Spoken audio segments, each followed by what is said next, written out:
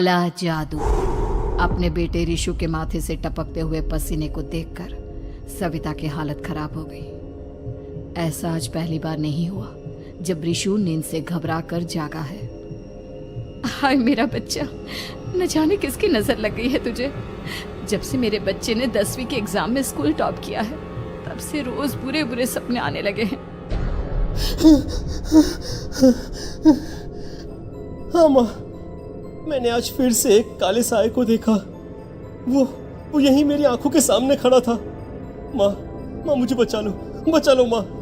वो मुझसे कह रहा था कि मुझसे बदला लेगा। माँ कहीं ये प्रशांत। चुप कर, कैसी बात कर रहा है? दोबारा उसका नाम मत लेना। तुझे पता है ना उस प्रशांत ने आत्महत्या कर ली, तो बार बार उसका नाम मत लिया कर। मम्मी, क्या सच में प्रशांत ने आत्महत्या की थी? चुप कर, बहुत सवाल पूछता है आजकल। और फिर रात के वक्त सविता के पूरे घर में एक अजीब सा काला धुआं छाने लगा। गहरी नींद में सोई सविता की जैसे ही आंख खुली उसका दम घुटने लगा। वो दौड़कर रिशु के रूम की तरफ गई जहां उसके दरवाजे पर घूमती एक काली परछाई देख वो बुरी तरह से घबरा गई। कौन है वहाँ? कौन है?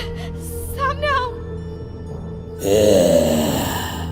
ये मैं हूँ, तुम्हारी काली करतूत।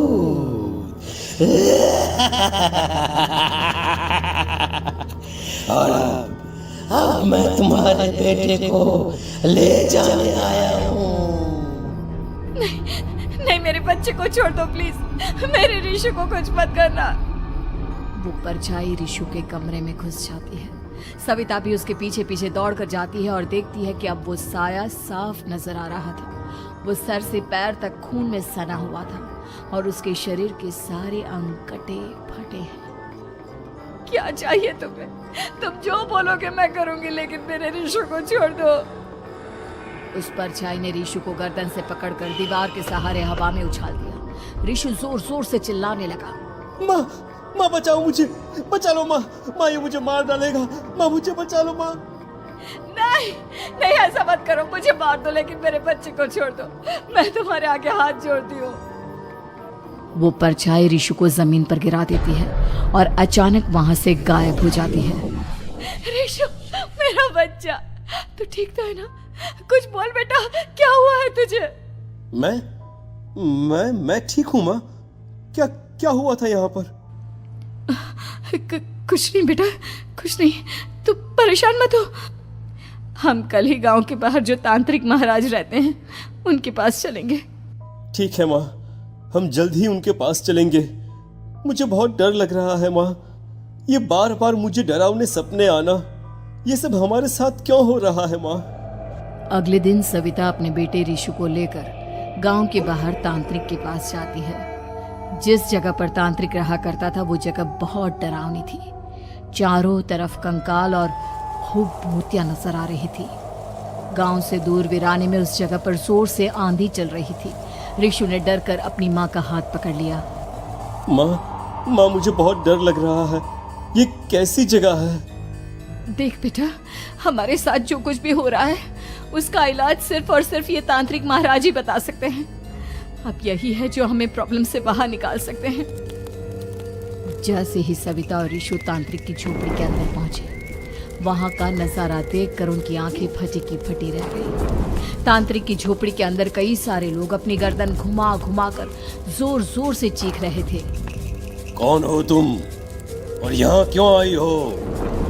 महाराज, मेरे बेटे को कुछ दिनों से एक डरावनी काली परछाई नजर आती है और कल रात उसने मेरे बेटे पर हमला भी कर दिया।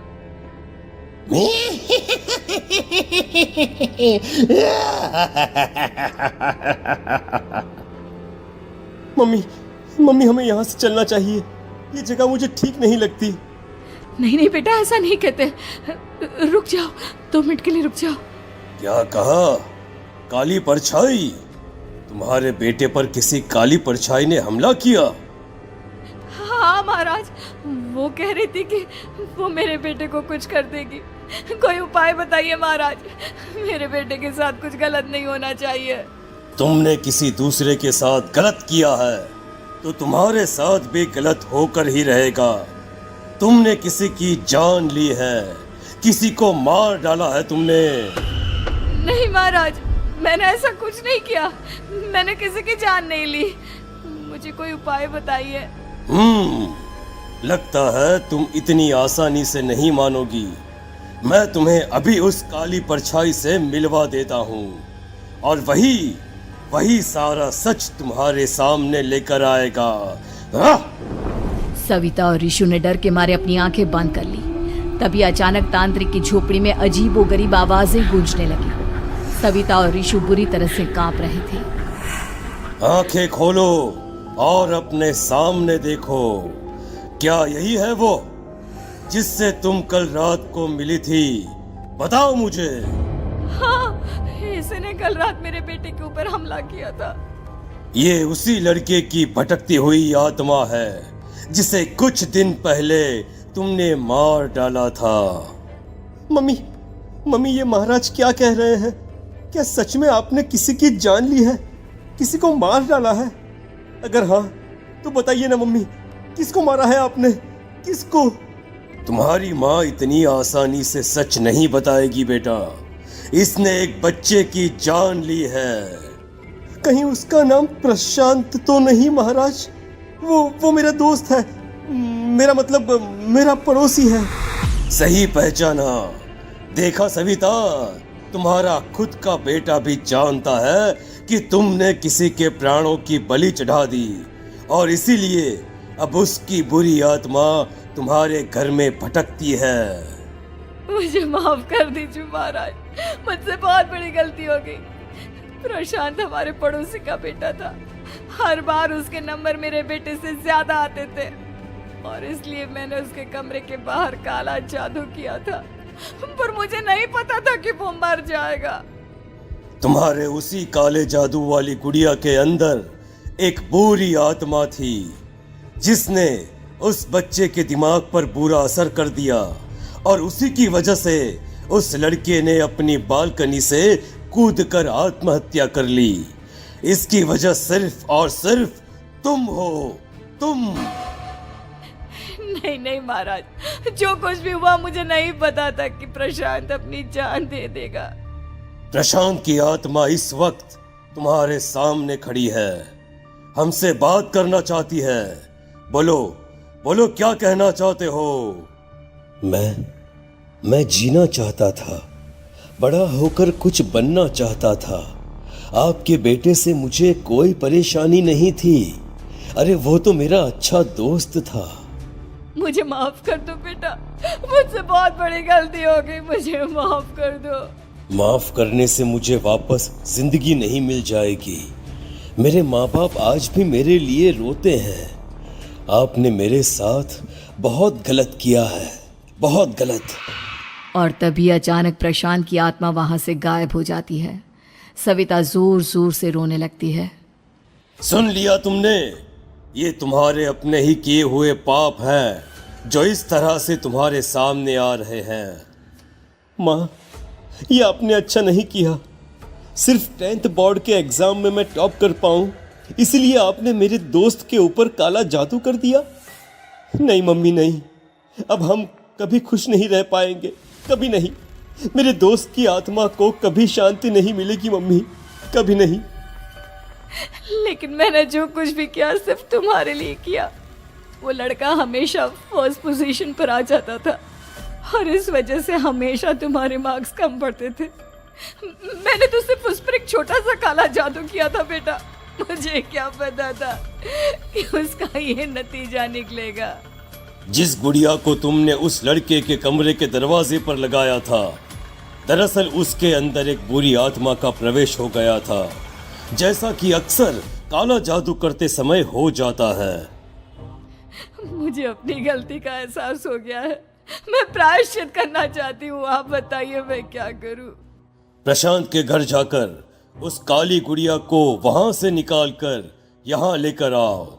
मैं उसे आग में जलाकर राख कर दूंगा और उसके बाद प्रशांत की आत्मा को हमेशा के लिए मुक्ति मिल जाएगी। अगली रात सविता चुपचाप अपने पड़ोसी प्रशांत के घर जाती है। प्रशांत के माँ बाप प्रशांत की मौत के बाद उस घर को छोड़कर हमेशा के लिए वहां से चले गए थे। जैसे ही सविता उस घर के अंदर कदम रखती है, उसका सामना अजीबोगरीब हैवानियत से भरी आवाजों से होने लगता है।